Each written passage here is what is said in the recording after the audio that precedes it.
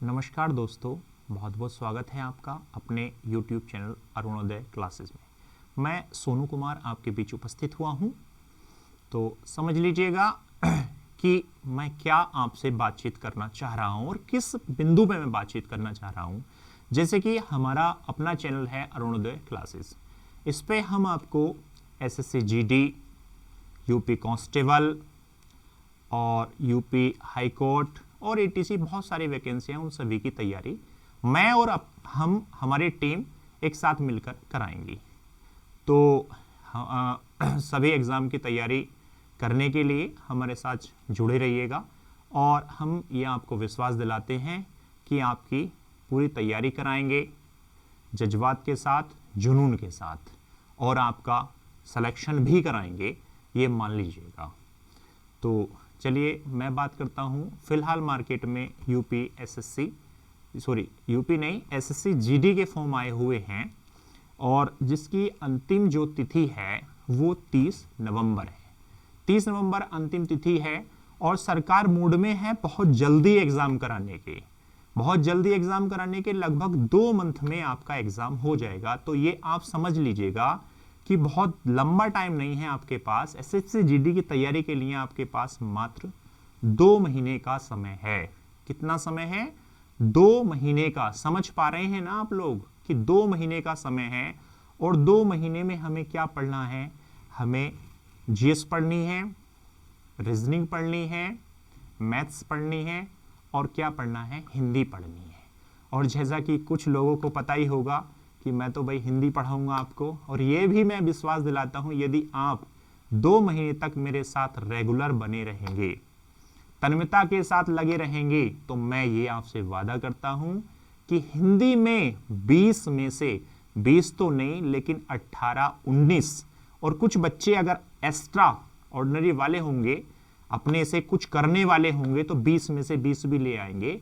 इसमें कोई अलग बात नहीं है, क्योंकि कुछ लोग ऐसे होते हैं कि एक्स्ट्रा मेहनत करते हैं, जितनी हम कराएंगे उससे भी ज्यादा मेहनत करते हैं, तो 20 में से 20 ले आएंगे तो कोई अचरज वाली बात नहीं होगी। तो हिंदी की मैं मुख्यतः बात करूंगा, बाकी हमारे टीम के जो लोग हैं अपने अपने सब्जेक्ट की बात करेंगे और कहां से क्या क्वेश्चन बनते हैं, कैसे क्वेश्चन बनते हैं, वो सारी चीजें बताएंगे। तो मुख्यतः जैसे मैं हिंदी की आपको जानकारी दूंगा कि हिंदी का जो सिलेबस SSC GD में लगा हुआ है वो मैं आज आपको बताऊंगा। ये पहली क्लास है, तो इस क्लास में हम मुख्यतः आज सिलेबस का डिस्कस करेंगे।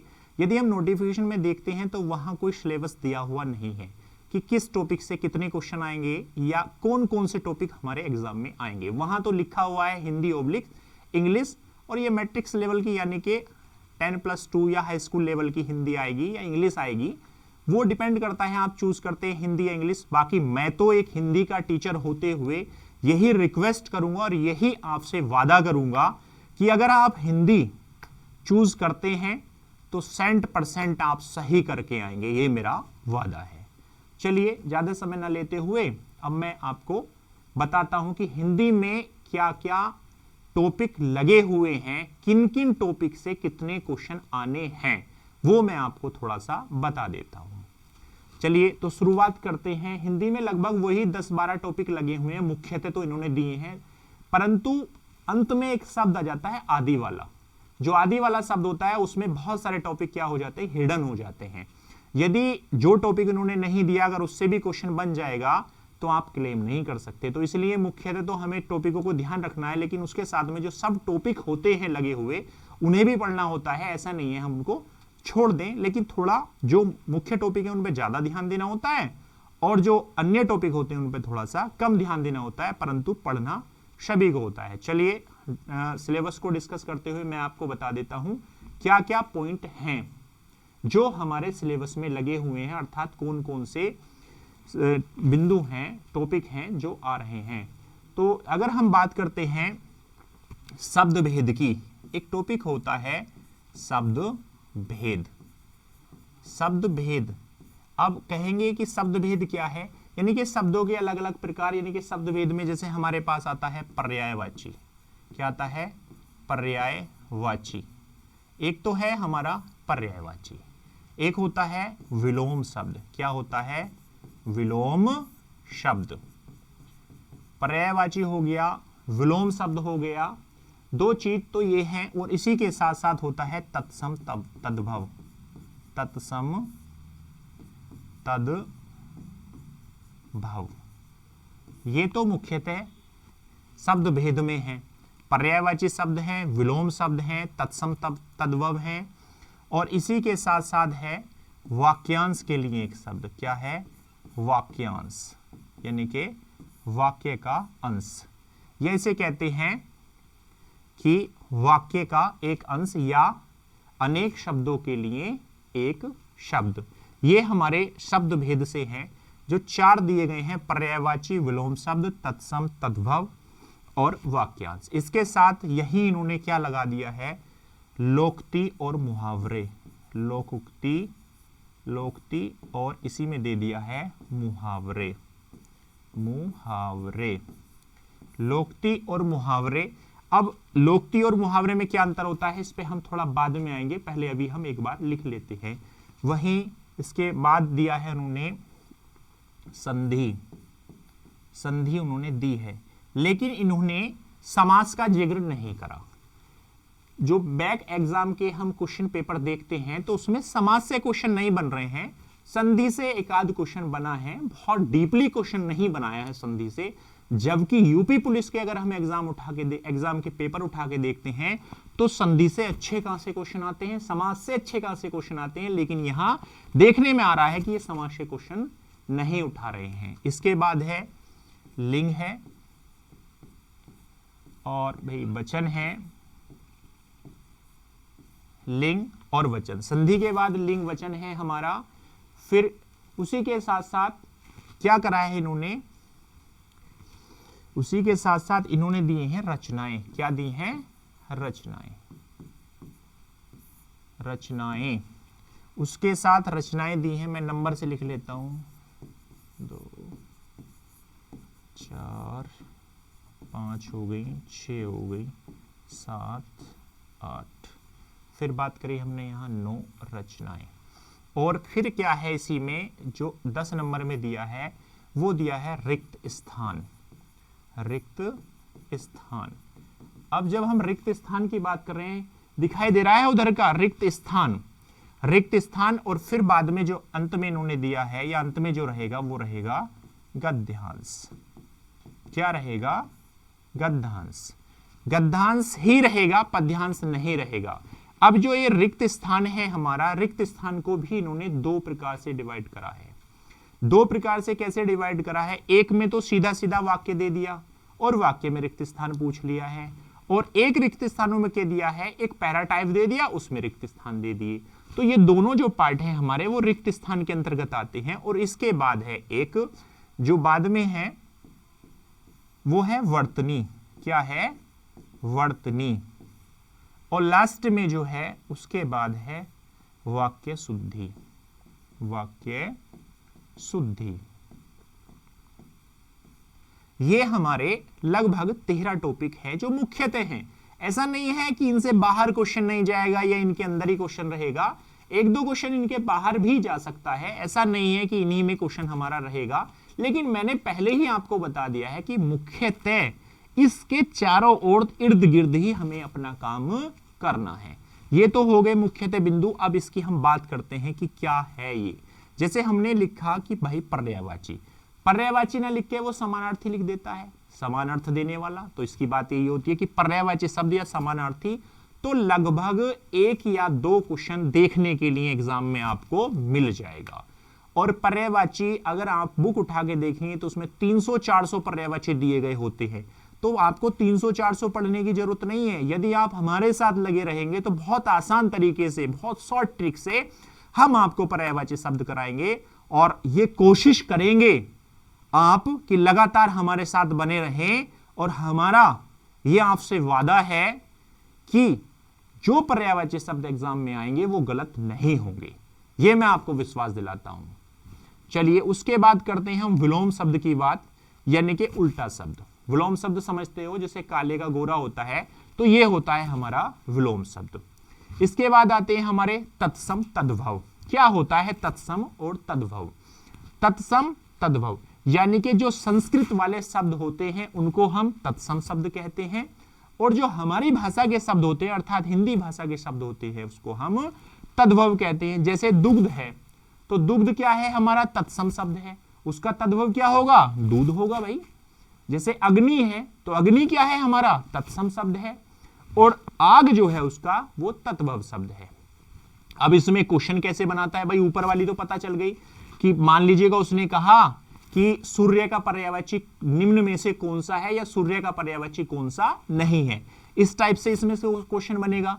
यहां दे दिया काले का कौन सा विलोम शब्द नहीं है या कौन सा विलोम शब्द है, इस तरीके से।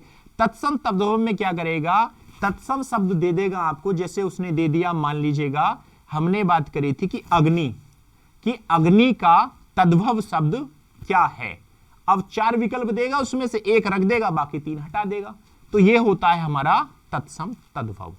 वाक्यांश यानी कि वाक्य के लिए एक शब्द, वाक्य के लिए एक शब्द, ऐसा एक वाक्य दे देगा कि जो पूरा वाक्य बनेगा, लेकिन उसके लिए आपको उदाहरण में एक शब्द देना पड़ेगा, अर्थात उत्तर में एक शब्द आपको देना पड़ेगा। जैसे बात करी उसने, पेट में लगने वाली अग्नि को क्या कहा जाता है भाई, पेट में लगने वाली अग्नि को क्या कहा जाता है, तो आप तुरंत बता देंगे कि साहब जठाग्नि कहा जाता है। तो जठाग्नि क्या होती है, पेट में लगने वाली आग, और जंगल में लगने वाली आग वो होती है दारावल अग्नि। यानी कि इस प्रकार से हम उसको कर सकते हैं, वाक्यांश के लिए एक शब्द। फिर आती है लोकोक्ति और मुहावरे।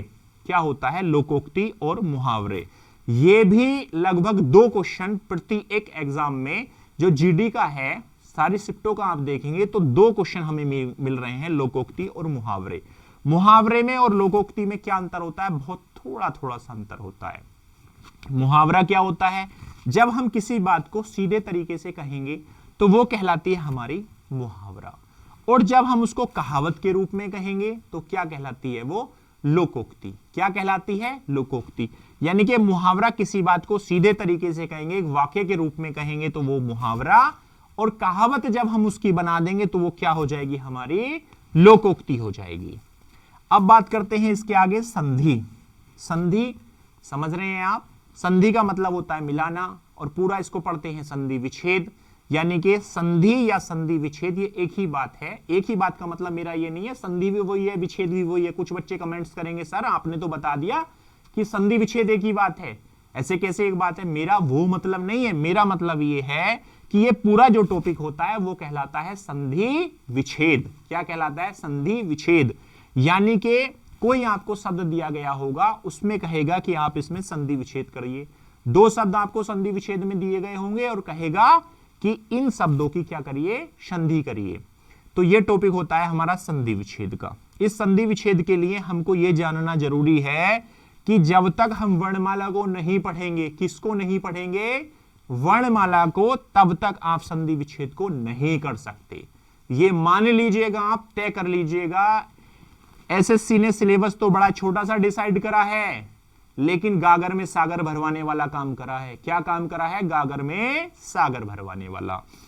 संधि सीखने के लिए, आपको संधि पढ़ने के लिए वर्णमाला आपको याद होनी जरूरी है। अगर याद भी नहीं है तो जब आप संधि विच्छेद करने बैठेंगे तो वर्णमाला, स्वर और व्यंजनों को एक तरफ आप लिख के रखेंगे और सोल्व करेंगे तो बहुत आसान तरीके से आपको संधि विच्छेद हो जाएगा। घबराने की जरूरत नहीं है कि सर ने कह दिया वर्णमाला याद होनी चाहिए, उसकी ये प्रॉब्लम नहीं है, घबराओ मत। बड़े आसान तरीके से संधि विच्छेद ऐसे हो जाएंगे कि आपको पता भी नहीं चलेगा चुटकियों में कि कैसे हो गया। इसके बाद आता है लिंग। लिंग आप समझ गए होंगे कि शब्द की जाति, कि वो किसका है, स्त्री कैटेगरी का है या पुरुष कैटेगरी का है, अर्थात किस लिंग का है वो, उसको कहते हैं हम लिंग। उसके बाद आता है वचन, यानी कि वो एक वचन है या बहुवचन है, एक वचन है या बहुवचन है। यहां हम बात करेंगे लिंग की हो गई, जाति, और वचन की होगी यानी कि संख्या। अगर संख्या 1 है तो एक वचन, और 1 से अधिक है तो बहुवचन। जबकि संस्कृत में क्या होता है, द्विवचन भी आता है, जो हमारे हिंदी में वो नहीं आता। एक वचन और द्विवचन नहीं चलता हिंदी में, एक वचन और बहुवचन चलता है। अगर संख्या 1 है तो एक वचन, और 1 से अधिक है तो सीधी कहां चली जाती है, वो बहुवचन में। इनको पढ़ने के लिए, इनको सीखने के लिए हमें क्या करना पड़ेगा, संज्ञा, सर्वनाम, क्रिया, विशेषण, उनको हमें पढ़ना पड़ेगा लिंग वचन को यदि हमें करना है सही। क्योंकि जब तक हमें संज्ञा, सर्वनाम, क्रिया और विशेषण का पता नहीं होगा तो हम लिंग और वचन को अच्छे तरीके से नहीं कर पाएंगे। ये तो तुक्का मारने का काम है। आप तुक्का मारना चाहो तो सारे में तुक्का मार दो, लेकिन तुक्के वाली खीर गई। 1/2 की निगेटिव मार्किंग है। कितने की मार्किंग है? 1/2 की। एक नंबर गया तो समझो सिलेक्शन गया। कितनी भीड़ है, समझ रहे हो ना? भीड़ कितनी है भाई, पढ़ना तो पड़ेगा।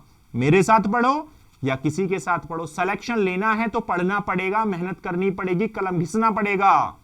और यह भी मैं आपसे बार बार रिक्वेस्ट करूंगा पढ़ाते हुए कि जब भी आप पढ़ो मेरी टीम के साथ, मेरे साथ, तो हमेशा कॉपी और पेंसिल अपने साथ रखना। याद रखने वाली बात गई, मैं भी कहने लगूं कि आज मुझे कोई बात बताओ, आपने बता दी, मुझसे 15 दिन बाद, 20 दिन बाद, 1 महीने बाद पूछो क्या बताई थी, तो फुर उड़ गई। ऐसे काम नहीं चलेगा, नोट करनी पड़ेगी।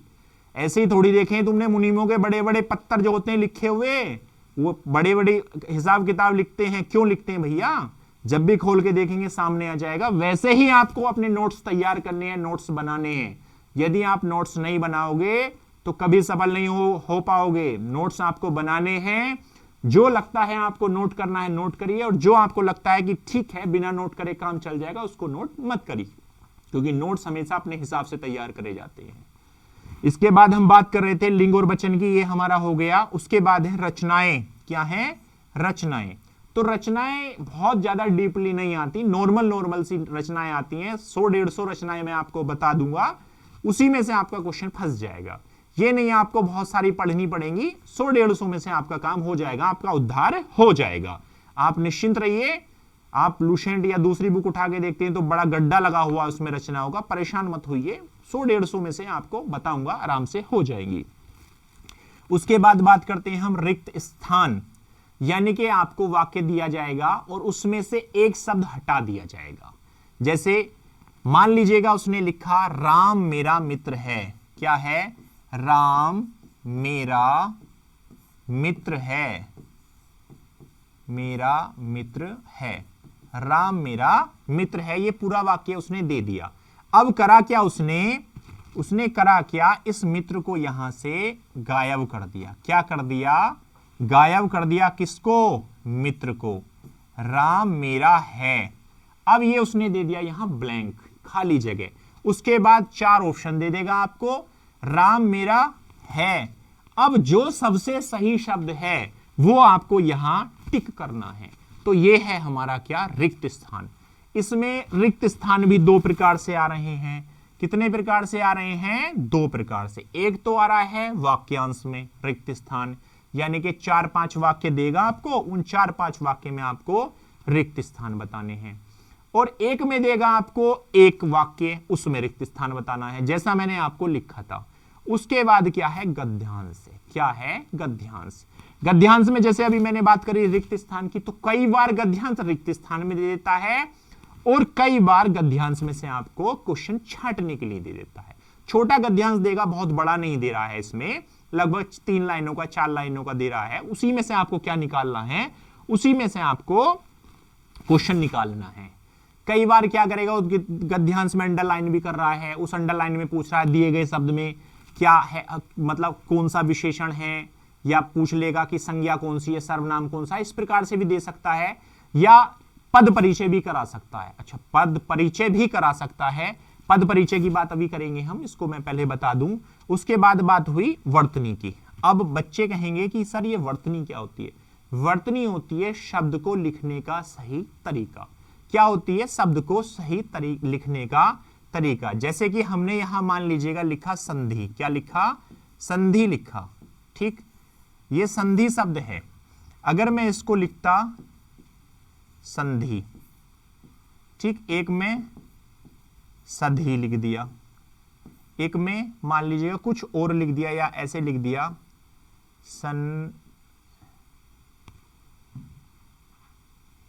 लिख दिया हमने समधि। समधि। तो दिए गए शब्दों में से किस शब्द की वर्तनी सही है या शुद्ध है, वही आपको टिक करना, वो कहलाता है वर्तनी। यानी कि वाक्य को शुद्ध लिखने का, सही लिखने का जो तरीका कहलाता है वो क्या कहलाता है? वर्तनी कहलाता है। वो क्या कहलाता है? वर्तनी कहलाता है। उसके बाद क्या आया? वाक्य शुद्धि। क्या आया? वाक्य शुद्धि। यानी कि एक वाक्य पूरा लिख देगा, एक वाक्य क्या करेगा? पूरा लिख देगा।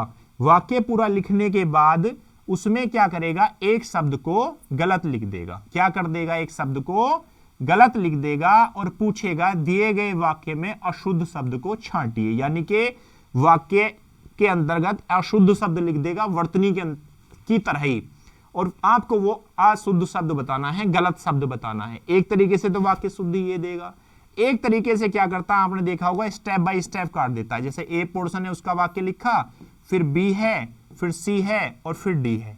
अब इसमें एक वाक्य पूरा लिखेगा। वाक्य लिखने के बाद क्या पूछेगा कि कौन सा पोर्शन हमारा गलत है।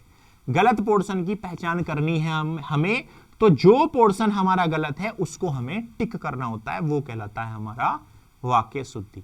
तो भाई दोस्तों, ये हमारा जो था पूरा सिलेबस था जो एसएससी जीडी में आ रहा है। एसएससी जीडी में ये हमारा मुख्यतः सिलेबस आ रहा है। लेकिन एसएससी जीडी का एग्जाम हमारा 2 महीने बाद है। देखो, टारगेट तो आपका यही होना चाहिए, वर्दी तो आपकी यही दिला के जाएगा, ये आप मान लीजिए, क्योंकि आगे को आपको ना रोना पड़े, आगे को आपको तैयारी ना करना पड़े। हमारा तो यही उद्देश्य रहेगा कि एक बार में आप सफल हो जाओ हमारे साथ जुड़कर। लेकिन साथ में हमें दूसरे जो एग्जाम हैं, जो हाल फिलहाल में आने वाले हैं या आएंगे, जैसे मैंने पहले ही जिक्र करा था, यूपी पुलिस यानी कि यूपी कांस्टेबल है, और हाई कोर्ट की वैकेंसी है, और दूसरी भी वैकेंसियां लॉन्च होंगी धीरे धीरे। जैसे कि अभी यूपी ट्रिपल भी दिखा रहा है कि भाई हम 20,000 वैकेंसी देंगे, 45,000 वैकेंसी देंगे, 71,000। अखबार में आए दिन आती रहती हैं, आप सब लोग समझदार हैं, पढ़ते रहते होंगे। तो यूपी में आप मान लीजिएगा कि अगर यूपी में आपको कोई भी एग्जाम कट करना है, सफलता एग्जाम में पानी है, तो आपको हिंदी तो तैयार करनी पड़ेगी। भाई हिंदी से नहीं बच सकते आप, क्योंकि आपको पता है भाई हिंदी तो हमें तैयार करनी है।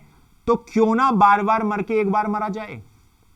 समझ रहे हो ना मेरी बात? मरने का मतलब ये है कि जो हमें आ रहा है वो तो हमें टारगेट से पढ़ना ही पढ़ना है, लेकिन उसके साथ में जो चीजें हैं उनको भी ध्यान रखना है। ऐसा नहीं है उनको छोड़ देना है।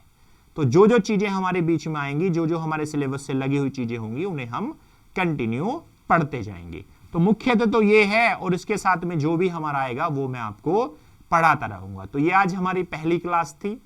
जैसे कि 1 नवंबर है आज, और मैंने आपसे वादा करा था कि 1 नवंबर को मैं आपके बीच आ रहा हूं। तो 1 नवंबर है, ये हमारी पहली क्लास है। या हमने सिलेबस डिस्कस करा है। कल से कंटिन्यू टॉपिक बाय टॉपिक हम अपना पढ़ाई शुरू करेंगे, और आप लोग मेरे साथ बने रहिए। मैं ये वादा करता हूं एक बार फिर से, यहां अरुणोदय क्लास के माध्यम से मैं आपसे ये वादा करता हूं कि यदि मेरे साथ आप बने रहेंगे तो सफलता आपकी निश्चित है। मान लीजिएगा, ये सफलता आपकी निश्चित है। सफलता आपकी कोई नहीं रोक सकता। मेरे और मेरी टीम के साथ आप बने रहेंगे तो ये निश्चित मान लीजिएगा। ये मैं लिखता हूं, आपसे वादा करता हूं कि आप सफल हो जाएंगे। चलिए अब यहीं समाप्त करते हैं। तो एक आपसे हम्बल थोड़ी सी रिक्वेस्ट है, हमारे चैनल को सब्सक्राइब कर दीजिएगा भैया। समझ रहे हो भैया, हम इतनी मेहनत कर रहे हैं, पसीना बहा रहे हैं, आपके लिए बहा रहे हैं, कुछ कर रहे हैं। तो भाई तुम जो हो हमारे चैनल को सब्सक्राइब कर देना, लाइक कर देना, शेयर कर देना, और भैया एक बटन आता है साइड में नोटिफिकेशन का, उसको भी दबा दियो भाई। जब 3 जगह उंगली मार रहे हो तो एक जगह और मार दियो। कौन सा फर्क पड़ रहा है भाई? तुम्हारा कुछ थोड़ी ना जा रहा है। क्यों? उसका क्या मतलब है भाई नोटिफिकेशन का? उसका मतलब ये होता है कि जब हमारे चैनल को सब्सक्राइब कर ही दिया आपने मूड बना ही लिया है पढ़ने का, तो जो जो बीच में नोटिफिकेशन आते रहेंगे वो आपको मिलते रहेंगे। तो आजकल भाई टाइम तो इतना है नहीं जो अंदर तक खोल के देखो, ऊपर से नोटिफिकेशन ऑन है तो ऊपर से देख लिया, काम खत्म हो गया। चलिए ध्यान रखिए, पढ़िए, मेहनत करिए और लगे रहिए। सफलता निश्चित आपको मिलेगी।